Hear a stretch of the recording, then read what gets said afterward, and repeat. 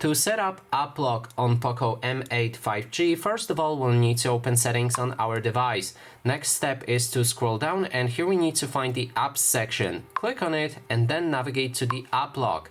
You will need to turn it on, and then you can create a password which you will use to unlock the apps. So we're gonna create something like this and then move to the next step. You can add your Xiaomi account to recover the password if or reset it if it's lost, but I'm gonna skip it.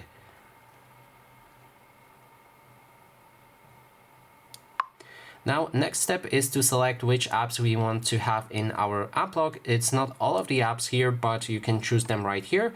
After that, you should be able to see your app lock screen, and then you can see which apps are locked and which aren't. So you can choose again which apps you want again to lock. For example, YouTube.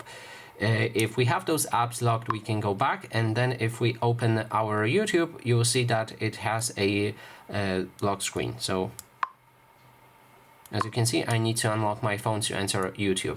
And that is basically everything. Thanks so much for watching, and if you like this video, please consider subscribing.